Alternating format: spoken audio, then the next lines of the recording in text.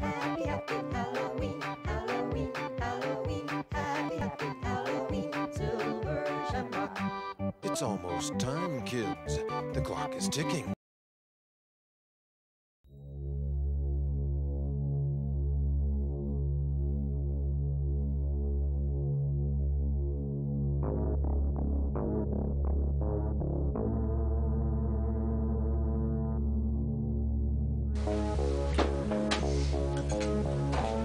Good evening, ladies and gentlemen, and welcome to Halloween 3 Season of the Witch. Better titled Halloween, The Wrong Turn. The frickin' left field, out of nowhere, dunderheaded decision. In my opinion, really, Halloween should have just stopped at 2, but if they could have maybe made this anthology work, if they had picked maybe a better story, this could have worked, but the way they did it was very wrong. I don't care as much that this guy's gone. Knowing how he ended up when they brought him back, it would have been better if he stayed gone. Let's get into a plot summary real quick. Halloween 3, it stars Tom Atkins as Dan, the womanizing, drunk, sex addict doctor who witnesses an old man get murdered by some guy in a suit who looks like he's out of the Matrix, who I guess was gouged his eyes out or something. He grabbed him like this and basically gouged his eyes out. I remember last time we weren't sure what he did exactly. We couldn't remember. It was eye gouging. Dan then is approached later by a girl that claims she was the man's daughter, and then they go to some town I forget, realize that there's a factory for the Silver Shamrock Company who makes Halloween masks. They brought in all their own workers, and it's kind of a very mysterious company. He and the girl soon realized that the guy who makes the mask, Connell Cochran, stole a rock from Stonehenge, put it in the tiniest chunk, I guess, in the back, because every mask has a little chip. And once the mask watches the commercial, whatever, it activates, rots the child's head, and then snakes and bugs and gross insects come out to kill whoever else would be in the room. Dan is eventually captured. He escapes, destroys most of the factory, tries to escape again, but then the girl turns out, she was turned into a cyborg, just like all Cochran's workers are cyborgs. Because when you make whoopee cushions and stuff, that gives you the know-how to make cyborgs. He's the manufacturer of whoopee cushions and toys like that, so already the logic's a little strained. But then Dan rushes to the radio station, places the phone in, TV station, and he tells all of them to stop airing the commercial. And it ends with him yelling "stop it," trying to get a final station or whatever to turn off the commercial, leaving it slightly ambiguous. So we're not sure if they stopped it and saved all children, or all children died and the world gets fucked. Well, obviously... I would have to assume they wanted... Obviously they turned it off because they still had number 4. It's very different though. This is a different continuity though. Because in this one, there's a commercial for Halloween 1 on TV. So this is completely out there.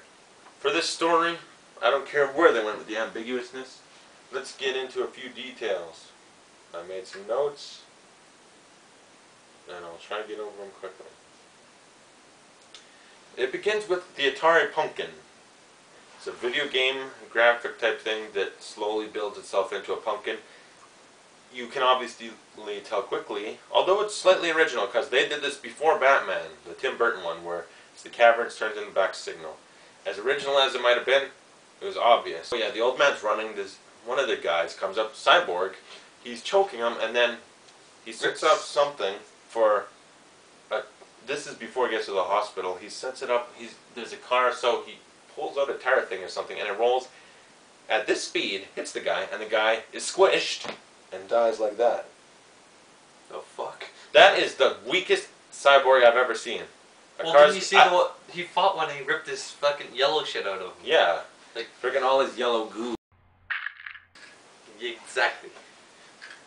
Exactly what it sounded like, basically. And it was just, it was all a little screwy. But Stonehenge rock is stolen. That's the thing. That rock looked about 8 to 12 times bigger than an actual one. I'll tell you one thing. I'm happy that they didn't try to take it seriously. They had Cochran go, trust me, you wouldn't believe what it took to get it there. At least they're not going to go into some convoluted plot of, well, it was quite simple. You do this, and you've got it. We had to sneak in at 2 in the morning, wear ski masks, and chip it off slowly and quietly. No, they don't need to try and get a Because convoluted plot. after that, if they did, people would probably be attempting it over and over and over. What annoyed me a little is that the Silver Shamrock commercial was like every 3 minutes. If they're at it, if there's a TV, it's playing that commercial. I hate that tune. I want to punch those TVs in That sounded like the Willy Wonka one. Yes. That's what I heard it. I'm like, Willy Wonka, what the fuck? That factory they get to has a Willy Wonka vibe. I said it last time, and I stand by it. It's very. I was reminded of Willy Wonka when they went through that factory. Maybe that's what the guy was doing when he fucking thought of the movie. He was probably smoking pot and watching Willy Wonka and thought, perfect! Yes! I would have to say, yeah, this movie's quite psychedelic. There's LSD and weed and all that. Yeah. The producers and writers were high. You gotta be high to watch this. For it to, like, be Even remotely good. make sense. It can make sense. It just can't be any good unless you're high. No, it can't make sense unless you're high. Because you know, where the fuck's Michael? This is a Halloween movie. Where is Michael? I don't complain about that. I get what Carpenter wanted. Just change it. Screw up the continuity because it doesn't matter. Make it a movie in this one. I'm sure if they continued it, it would have been some other creepy story, and then they would have somehow referenced this movie as either or something that like, oh, remember the old epidemic with the masks? Or they would have advertised it as another movie too. Never know what they would have did, but I'm happy they didn't. But besides Willy Wonka, there was a Bond feel to when he captures him, puts on his mask. I'm going to explain my plot to you, then I'll set you up for a trap. Oh, you escaped. Oh, well. Frickin' I There hated was a that. little bit Bond feeling. Yeah, there was some good Bond. They might as well just put in a fucking, like, Bond fucking, demon right in there, like, Yeah. dun dun dun. Yeah, and I'll tell you, he's close to Bond because he's also a sex addict. So might as well have been Bond. She had the mustache, you got your new James Bond. Except he has to cut a few pounds.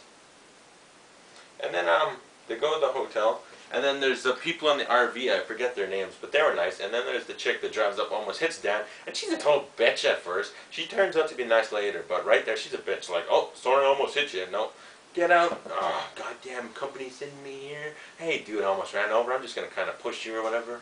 Frickin', and then later, Dan, at curfew at 6 o'clock. That's too early. Make a curfew at 9. 6 o'clock curfew in that town is suspicious. I don't care. And then frickin' he bumps into, I guess he was a drunk guy who explains, oh, they took their own workers in. And oh, it's very mysterious. Then that bum gets his head ripped off, I believe it was. Man, they set him up like, first time watching I wasn't sure it was Cyborg, but every time they killed someone, you get that much closer saying, yep, cyborgs or something. They were dumb. And the Matrix took something from them. The Matrix ripped all this off, why not say? Yeah. I hope people rip this movie off, because this movie ain't any good. But then Dan gets some action, having sex, I believe, 3 times or so with that girl. Ugh. And you know what made me happy is that we saw the, like, cut down version, 10 minutes missing. So we saw a little bit less of the kills. Not enough though, because when that kid gets killed later, I'll explain, we saw too much. Yeah. But they cut out that sex Well, scene I mean, a lot. they kind of had to explain. It was like an explanatory type thing, so you can find out explains, what the hell's but happening. I'll say that bothered me. Instead of just seeing like, Yeah. you just see fucking one kid with like Rotted head and bugs and then crap. bugs and shit all over the room. But the sex scene, I'm happy they cut it. I don't want to see that. I don't want to see that old, dirty 40-year-old man having sex with that 24-year-old chick. Not to mention he is divorced from Annie from the first movie, who died. But it's not. It's not the character He's Annie. divorced from Annie? At the beginning, when he goes to the house, he sees his badly written kids. Let's go watch TV. Okay, sit down. Perfect. Terribly written kids. But the actress that played Annie in the first movie, that was her. Yeah. So at least they brought a character back. Actor, anyway. Tom Atkins went to work on with Carpenter and other things that I'm not even going to try to remember because I don't care. This movie is really disheartening. Ruined my mood. But that kid dying, that was graphic in a way that bothered me. Like, there's just the way that I saw. What really bothered me wasn't the bugs as much as seeing that basically the anaconda cobra thing. Seeing that come out of its head just bothered me. Something about that snake coming out of its head really kind of bothered me. But that's sick. Like, I don't want to see that happening. Like, you could do. There's a way they could have did it to make it work. I'm not going to try to suggest how, but there's another way they could have did it, made it work better. It seemed too drawn out also. There's too much of seeing it happen. Like, show him drop, show it happen, one more time, and then one more time. They showed it about 10 times or so. A good 3 times would have worked. It was just, it's pretty sick. That's a sick idea. What kind of sick person thinks of that? It's horrifying, I'll tell you. They bothered me, so they did it right. I guess you could kind of, yeah, it'd be a horror. Yeah. But it'd be like classified awesome, like high up there horror, but kind of a fuck up story. Kind of like the Human Centipede. Oh God. That's something for the future is when we review Human Centipede. Assuming they do actually make the 3rd one, we will sit down and watch Human Centipede. I've heard the Now Playing podcast review. Go check it out because I wanted to know what's... Hearing the review, just, I don't care if I know what happens in the movie now, I'll forget. I saw the commercial, it looks pretty sick. I hear it's a dark comedy, I don't care, that's a disgusting idea, but yeah. Anyway, to end it, Dan has some kind of, escapes from his Bond setup thing, and then does something with the controls where the Stonehenge rock kind of gets really blue and then takes all the cyborgs with it or something. I forget what happens to Cochran. He just kind of sits there like...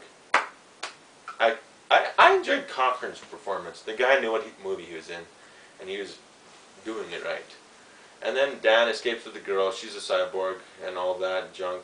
Loses her arm and all. Dan makes it to the, I guess, infamous Stop It thing. The ending. I just gotta say, I hate this movie. Honestly, it's terrible. It's trashy. This is the worst story they could have picked up to start their anthology. I'm not surprised they brought Michael back, but I really kind of wish they would have kept doing the anthology because, as we'll see, Michael got worse. It would have been best if they actually just stopped here. Like any other type of series, they would have stopped here. But then again, every series has something like this. Freddy had, what was it, Nightmare on Elm Street 6. I don't know if that's really dunderheaded or whatever. It was the worst of them just because it was Looney Tunes. I enjoyed it, but maybe I'd say actually Nightmare 5. The Dream Child was pretty, like when they get this bad. But it was more, Friday the 13th had it. Number 5, it's not really Jason. Number 9, Jason goes to hell and he's just switching bodies. Although, I must admit, that's a guilty pleasure. I really do enjoy that movie, even though it's pretty dumb. But whatever. Like, series always have this, and they never stop here. I'm trying to remember one where they did stop when they got to a film like this. Maybe it was like Exorcist, where they had 2 number 4s with the same actor in both, Stellan Skarsgård. Yeah. I think that's... Thank God The Exorcist didn't go too far. Chucky... Would you consider See the Chucky Off the Rails betrayal of the series? Because I enjoyed it. Okay. He was kind of like, I don't see how Giving puppet, yeah, like kid. could have kids and stuff. Cause I think See the Chucky was the closest that series got to it, and they stopped there. So, yeah. And then they said there's going to be the reboot remake, which never came. 2009. There's going to be Child's Play. Nope, Jason. You know how that turned out. But yeah, would you rate it or recommend it? I think I wouldn't do either, unless the rating would be a 1 and not recommended. Patrick, not recommended a 1. Myself, if I were to rate this, this is F-. This is garbage. I think this story could have worked in a way, but it does. The way they did it, it doesn't work. It could have worked. It has potential, but the movie we're watching is not what it could have been. This is F-. I have to say. If you want me to be kind, maybe I'll change my mind and give it D-. D- just because there's potential. Okay, that's me giving the movie a lot of slack. D-. Not recommended to no one. No, obviously not. This movie's bad. They brought Michael back. So join us next time for the return of Michael Myers. Great. Bye.